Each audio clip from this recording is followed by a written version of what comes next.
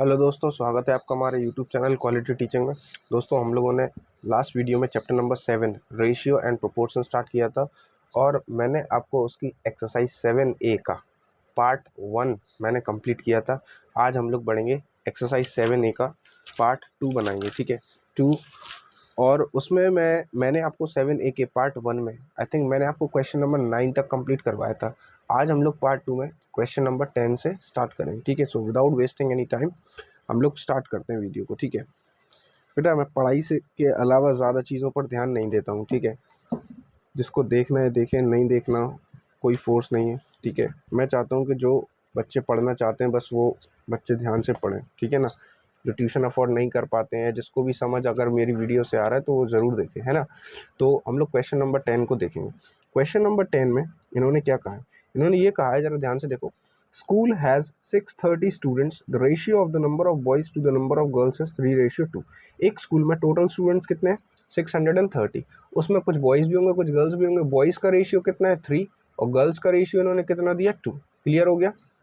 तो पहले तो हम लोग ये पता कर लेंगे बॉयज़ कितने हैं। जरा यहाँ पर देखो, जब भी इस तरीके से रेशियो दिया हो, बॉयज़ का रेशियो कितना है? 3। तो हमने मान लिया कि स्कूल में जो बॉयज़ हैं वो कितने हैं?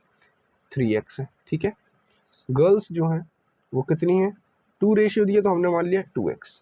अब भाई टोटल स्टूडेंट्स कितने हैं स्कूल में? टोटल स्टूडेंट्स स्कूल में जो दिए हैं इन्होंने वो दिए हैं 630। भाई बॉयज़ और गर्ल्स दोनों को मिलाकर ही तो स्टूडेंट्स बनेंगे ना। तो बॉयज़ को और गर्ल्स को दोनों को हमने मिला लिया, ऐड कर लिया। इनको मिलाकर स्टूडेंट्स टोटल बनेंगे तो हमने इक्वल में क्या लिख दिया? 630। Is that clear? 3x + 2x कितना होगा? 5x। ये तो सॉल्व करके आप फास्टली कर सकते हैं, ठीक है। ये 5 से मैंने डिवाइड करा 126, तो x की वैल्यू कितनी आई बेटा? 126 आई। लेकिन हमें बॉयज़ और गर्ल्स पहले इनिशियली पता करेंगे। इनिशियल में बॉयज़ कितने थे शुरुआत में भाई बॉयज़ कितने थे? शुरुआत में बॉयज़ कितने थे बेटा? 3x थे, है ना। 3 इंटू एक्स की वैल्यू ये 126 आई, इसको पुट कर दिया x की जगह और 3 में इंटू कराया तो ये आपका आ जाएगा हाँ 378। तो ये आपका बॉयज़ कितने आ गए? पहले बॉयज़ कितने थे? 378। गर्ल्स पहले कितनी थी? गर्ल्स पहले कितनी थी बेटा? 2x। 2 इंटू एक्स की जगह 126 उठाकर पुट कर देंगे तो ये हो जाएगा आपका 252। पहले आपकी गर्ल्स कितनी थी? 252। ये बेटा इनिशियली आया, अभी क्वेश्चन कंप्लीट नहीं हुआ। क्वेश्चन में आगे ये कहा दिस रेशियो चेंजेस। पहले बॉयज़ और गर्ल्स का रेशियो ये था, इन्होंने कहा ये बॉयज़ और गर्ल्स का रेशियो चेंज होकर कितना हो जाता है? 7:5। लेकिन ये कब होता है ये change? After the admission of 90 new students. मतलब कि 90 न्यू स्टूडेंट्स और आ गए, 90 न्यू स्टूडेंट्स और आए। अब जब ये 90 न्यू स्टूडेंट्स आए तो इसमें कुछ बॉयज़ होंगे, कुछ गर्ल्स होंगी। हमें ये नहीं पता है कि अपने आप तो हम लोग ले नहीं सकते कि इन 90 स्टूडेंट्स में बॉयज़ कितने आए और गर्ल्स कितने आए। हमने मान लिया, अब हम रेशियो नहीं ले रहे, हमने मान लिया 90 में से x बॉयज़ आए। कितने बॉयज़ आए? x।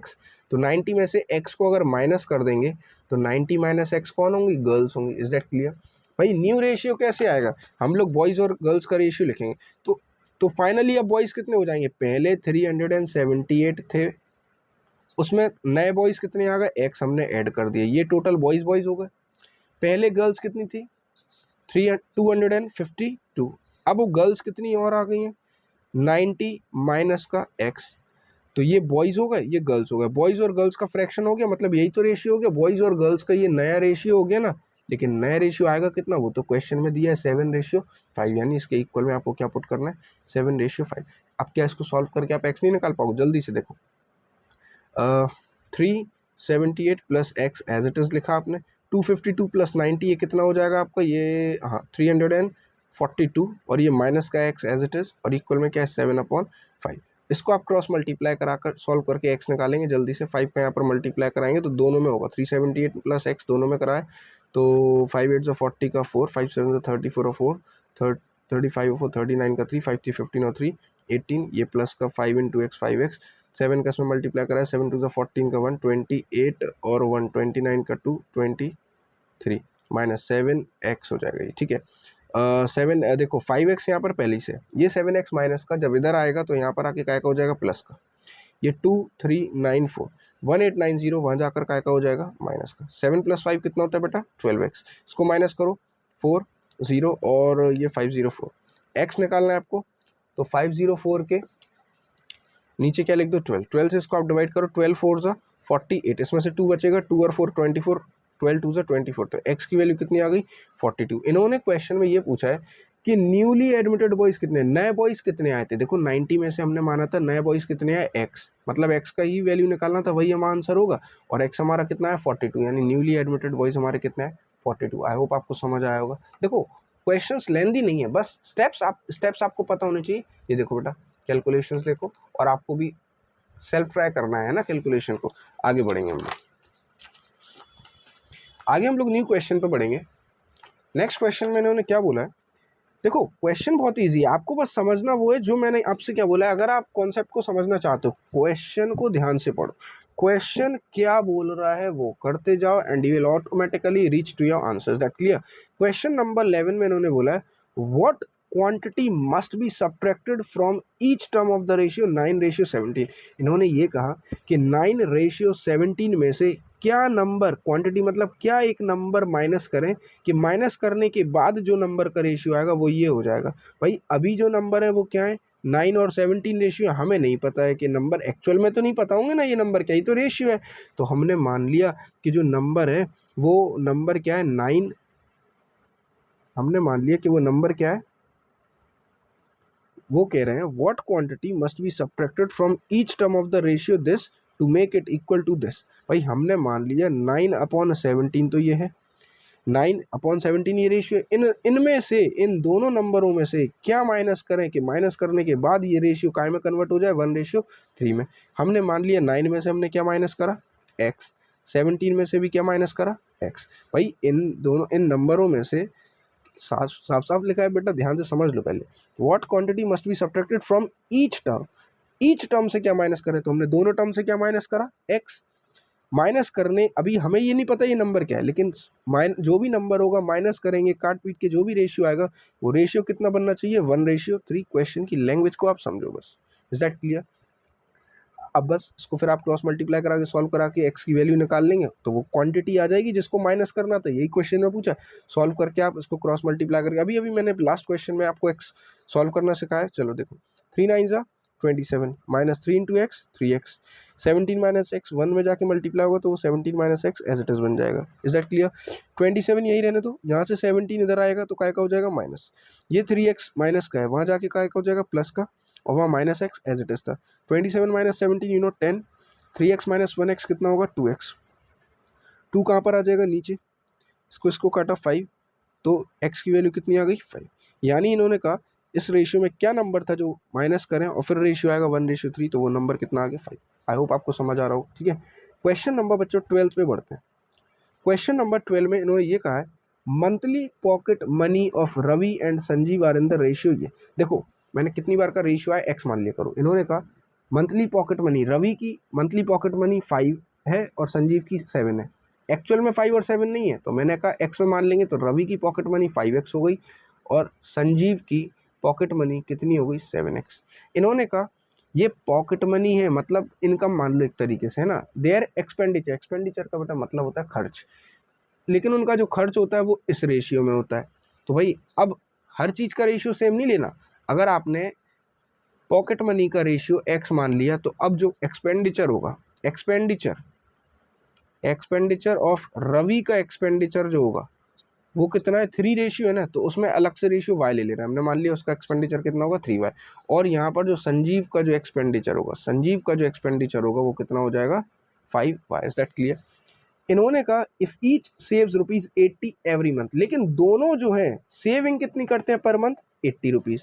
भाई हो सकता है इनकम इनकी अलग अलग हो, पॉकेट मनी खर्च दोनों अलग अलग करते हैं, लेकिन सेविंग्स दोनों इक्वल करते हैं। अब आप मुझे ये बताओ सेविंग्स जो है वो आती किस तरीके से। बेटा यहाँ इक्वेशन बनानी पड़ेगी, ध्यान से समझ लो सेविंग्स होती कैसे। आप मुझे ये बताओ, आपकी जो पॉकेट मनी है, आपके पास कुछ पैसे आपको मिले हैं, उसमें से आपने कुछ पैसे खर्च कर दिए, तो बचे हुए जो होंगे वो सेविंग होंगे ना। यानी सेविंग किस तरीके से आएगी, रवि की सेविंग किस तरीके से बनाएंगे, भाई उसकी पॉकेट मनी क्या थी 5x, उसने उसमें से खर्च कितने करे 3y, तो इसमें से इसको माइनस कर दिए तो सेविंग कितनी आई 80। दोनों ही 80 बना रहे हैं, ये हो गई फर्स्ट इक्वेशन। बोलो कोई दिक्कत। संजीव के लिए इक्वेशन कैसे बनाएंगे, भाई इनकी पॉकेट मनी क्या थी 7x, इन्होंने खर्च कितने कर दिए 5y, तो इन्होंने भी सेव कितने किए 80, ये क्या हो गई सेकंड इक्वेशन। इन दोनों को मैंने आपको सब्स्टिट्यूशन मेथड से सॉल्व करना सिखाया है या नहीं, बोलो। चलो सब्स्टिट्यूशन मेथड से मैं समझाता हूँ आपको, आप चाहें तो उससे भी कर सकते हैं, किससे, उससे साइमल्टेनियस वाले मेथड से। लेकिन सब्स्टिट्यूशन मेथड का मतलब क्या होता है? सब्स्टिट्यूशन का मतलब होता है किसी की वैल्यू को सब्स्टिट्यूट करना। आप क्या करो, किसी भी एक इक्वेशन में से किसी एक वेरिएबल की वैल्यू बनाओ, चाहे फर्स्ट इक्वेशन से x की वैल्यू उठा के दूसरे में पुट कर दो, चाहे फर्स्ट इक्वेशन से y की वैल्यू बना के दूसरे में पुट कर दो, या सेकंड इक्वेशन से x की वैल्यू बना के दूसरे में पुट कर दो, या सेकंड इक्वेशन से y की वैल्यू बना के दूसरे में पुट कर दो। आपको समझ अगर नहीं आया तो अब देखो, मैं फर्स्ट इक्वेशन लेता हूँ 5x माइनस का 3y इज इक्वल टू 80। यहाँ से मैं x की वैल्यू बनाता हूँ, किसकी, x की। अगर मैं यहाँ से x की वैल्यू बनाऊंगा तो पहले 3y को वहाँ भेजना पड़ेगा, 3y यहाँ पर माइनस का है, वहाँ जाके क्या का हो जाएगा, प्लस का, और वहाँ 80 तो प्लस का पहले ही से। x की वैल्यू बना रहा हूँ तो 5 कहाँ जाएगा, डिवाइड में, दोनों के मैं डिवाइड में लिख देता हूँ। 3y के अपॉन में भी 5 लिख दिया मैंने, और 80 के अपॉन में भी 5 लिख दिया। 5 से ये 80 60 टाइम्स कैंसिल हो जाएगा, तो यहाँ से x की वैल्यू कितनी आई, 3y अपॉन 5 प्लस का 16। Is that clear? और इस x की वैल्यू को उठा के सेकंड इक्वेशन में पुट कर दो। देखो फर्स्ट इक्वेशन से हमने वैल्यू बनाई ना, तो जहां से वैल्यू बनाई तो दूसरी इक्वेशन में पुट करेंगे, उसी इक्वेशन में रखेंगे put x in equation 2। Is that clear?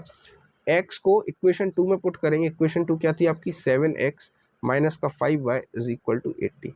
7 x की जगह क्या पुट करोगे बेटा, 3y अपॉन 5 प्लस का 16, और ये minus 5y as it is, और इक्वल में 80। मैं छोटे छोटे पार्ट्स इसलिए बनाता हूँ जिससे बच्चों को बोरिंग ना लगे लेक्चर, ठीक है। इसको भी मैं इसी क्वेश्चन के बाद इसका मैं दूसरा पार्ट बनाऊंगा, ठीक है। 7 को दोनों में मल्टीप्लाई कराओ तो ये 7 3 ज़ा 21y अपॉन 5 हो जाए बेटा, ये कैलकुलेशन है। 16 7 से कितना होता है, 112। टेबल्स तो आपको बहुत अच्छे से याद होनी चाहिए, ठीक है। और इक्वल में क्या आ जाएगा, 80। अभी मैंने कुछ भी नहीं किया, 21y अपॉन 5, ये माइनस 5y मैंने यहाँ लिख दिया, ये 112 यहाँ पर प्लस का है, वहाँ भेज दे रहा हूँ मैं इसको, ठीक है। तो ये वहाँ जाके क्या का हो जाएगा, माइनस का, ठीक है। इसको अगर आप ध्यान से देखो, ये तो कैलकुलेशन है बेटा, एलसीएम लोगे आप यहाँ पर, ये 21y माइनस का कितना हो जाएगा, ये 5 है, 1 से 5 5 टाइम्स, तो 5 5 से 25y हो जाएगा। और ये 80 माइनस ये कितना हो जाएगा आपका, ये आपका हो जाएगा 32, लेकिन माइनस का। Is that clear? 21 माइनस 25, तो ये माइनस का 4y हो जाएगा, अपॉन में क्या है 5, इक्वल में क्या है माइनस का 32। बेटा ये कैलकुलेशन है ना, ये माइनस से माइनस कट जाएगा, 4 से आपका ये 8 टाइम्स कट जाएगा, 5 वहाँ जाके मल्टीप्लाई होगा, तो 5 8 ज़ा y की वैल्यू कितनी आ जाएगी आपकी, 40। ये y की वैल्यू आई, इस y को उठा के वापस आप इस वाली इक्वेशन में पुट कर दोगे, तो यहाँ से सॉल्व होकर आपका क्या आ जाएगा, x आ जाएगा। सॉल्व करो, x is equal to 3 into y की वैल्यू कितनी आई, 40, अपॉन में क्या है 5, और प्लस में क्या है 16। 5 से आपने 40 को काटा 8 टाइम्स, तो क्या हो गया, 3 इंटू 8 कितना हो गया, 24, और प्लस में क्या है 16, 24 प्लस 16 करा तो ये कितना हो गया 40। यानी x की वैल्यू यहाँ भी कितनी आई, 40, और y की वैल्यू भी कितनी आई यहाँ पर, 40। तो इन्होंने कहा find there monthly pocket money. तो इतना नोट हो गया आपका, ठीक है। इतना आप देखना, इन्होंने कहा मंथली पॉकेट मनी निकालो। भाई पॉकेट मनी दोनों की निकालना है, तो रवि की पॉकेट मनी हम लोगों ने कितनी मानी थी यहाँ पर, 5x मानी थी ना। x की वैल्यू पुट कर दो, 5 इंटू एक्स, एक्स की वैल्यू कितनी आई बेटा, 40 आई ना, तो 5 इंटू 40, 200 रुपीज़ जो है वो पॉकेट मनी हो गई किसकी, रवि की। और हमने संजीव भैया हैं, संजीव भैया की पॉकेट मनी को कितना लेट किया था, 7x रेशियो दिया था, ठीक है बेटा। तो 7 इंटू एक्स की वैल्यू 40 है, इसको पुट कर दो, तो 280 रुपीज़ जो है ये किसकी पॉकेट मनी आ गई, संजीव भैया की। इज दैट क्लियर और नॉट, बोलो समझ आया? क्वेश्चन नंबर, चलो एक और करते हैं, क्वेश्चन नंबर 13 को भी कर लेते हैं। कैलकुलेशन लेकिन इस बार आप करेंगे, ठीक है। मैं हर एक की कैलकुलेशन नहीं करूंगा, कैलकुलेशन तो बेटा आपको आनी चाहिए इस बार। अब देखो यहाँ पर ये इस टाइप का क्वेश्चन जरा ध्यान से समझिएगा। इन्होंने कहा है the work done by x minus 2 man in 4x plus 1 days. अब ये नंबर एग्जैक्ट नहीं दिया, x के टर्म में दिया, कोई दिक्कत नहीं, आप इसको मान लो आप ये एक नंबर ही है। इन्होंने कहा x माइनस 2 मैन, इतने लोग हैं, इतने मैन हैं, इन्होंने इतने दिनों तक काम किया, कुछ कुछ यूनिट्स काम हुआ होगा, कुछ तो वर्क हुआ होगा ना, ठीक है। And the work done by this man, और इतने लोगों ने काम किया, इतने दिनों तक काम किया। इतने लोग, देखो x माइनस 2 मैनों ने 4x प्लस 1 डेज तक वर्क किया, और 4x प्लस 1 मैन इन लोगों ने 2x माइनस 3 डेज तक काम किया, और इनके काम करने का जो रेशियो है वो ये है। ये रेशियो जो दिया इनके काम करने का। एक बात, मेरी बात आप ध्यान रख लो।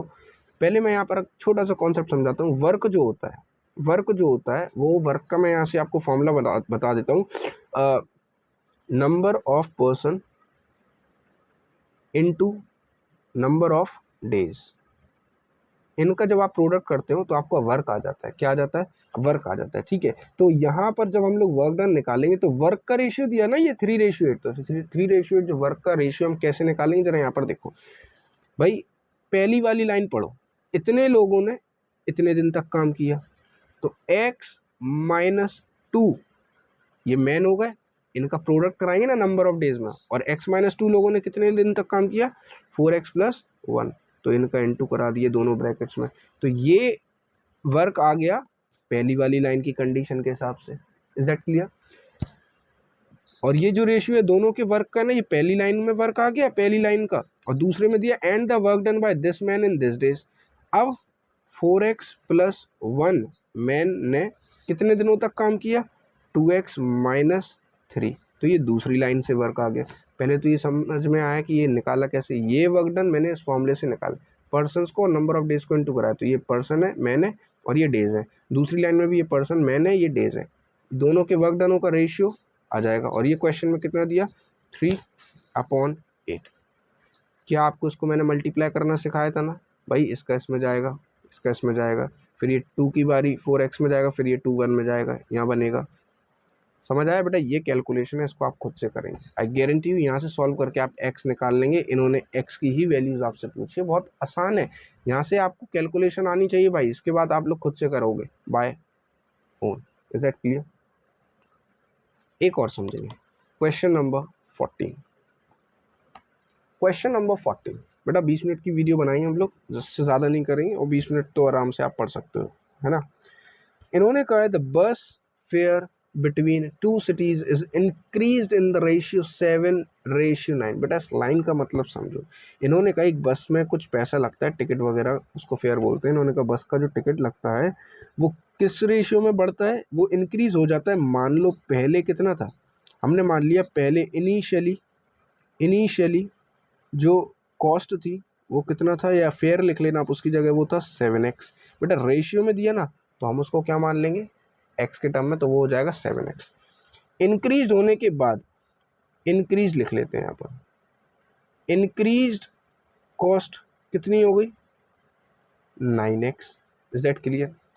ठीक है, क्वेश्चन में कहा इंक्रीज इन द फेयर निकालो, मतलब 7x था पहले, बाद में हुआ 9x, तो 7x से 9x में इंक्रीज कितना हुआ वो हमें बताना है। इज दैट क्लियर और नॉट? फर्स्ट पार्ट में इन्होंने ये कहा है कि भाई ओरिजिनल फेयर कितना था? 245, वो ये बता रहे हैं भाई। ओरिजिनल मतलब शुरुआत में, ओरिजिनल फेयर कितना था? ₹245। लेकिन हमने कितना माना ओरिजिनल इनिशियल वाला? 7x। मतलब ये 7x की वैल्यू तो ही 245 दी, तो सॉल्व करके यहाँ से x निकालो। 245 के अपॉन में 7 आया, 7 से आपने इसको काटा, 35 टाइम्स कैंसिल हुआ, यानी x की वैल्यू कितनी आ गई? 35। Is that clear?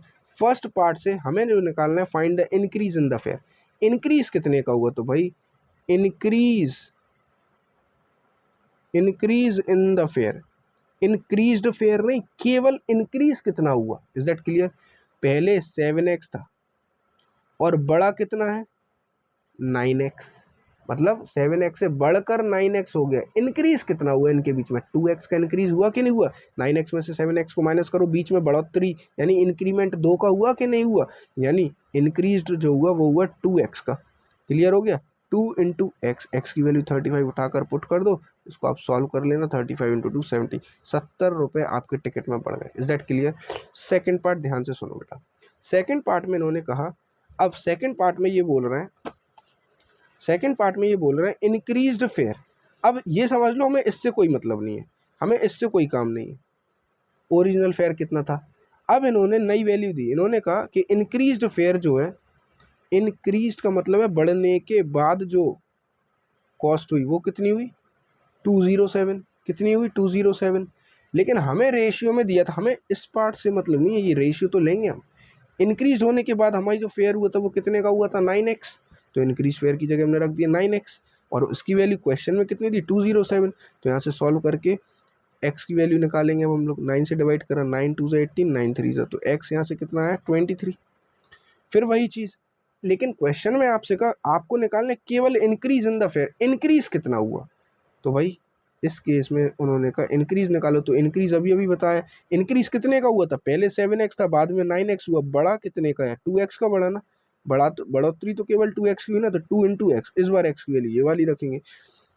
46 रुपये का आपका इंक्रीमेंट हुआ, तो ये आपका आंसर होगा। अब बेटा आपको कन्फ्यूजन होगा, सर ये क्या है, ये क्या है, दो अरे कुछ नहीं है, ऐसे समझ लो कि ऐसे समझ लो कि अभी आप ये फर्स्ट पार्ट इन्होंने नहीं दिया, ये फर्स्ट पार्ट इन्होंने नहीं दिया है। जब फर्स्ट कह रहे हैं, मान लो सेकंड पार्ट इन्होंने नहीं दिया है, तो आपका ये क्वेश्चन जो बचा वो फर्स्ट पार्ट से बचा, फर्स्ट पार्ट बचा हुआ है, तो आप समझ लो इतना ही क्वेश्चन ये आपने कर लिया।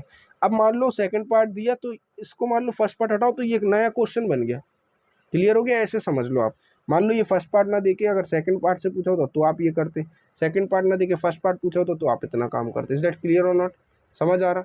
तो ये दो अलग अलग वैल्यूज से वो पूछने की कोशिश कर रहे हैं, आपको इस तरीके से काम करना है। इज दैट क्लियर और नॉट, ठीक है। तो वीडियो ज़्यादा लॉन्ग हो रही है, मैं यहीं रोकता हूँ इसको, इसके आगे मैं पार्ट 3 4 करके मैं आपको एक्सरसाइज कंप्लीट करवा दूंगा, ठीक है। तो चलिए यहीं वीडियो को वाइंड अप करते हैं। Okay, good bye.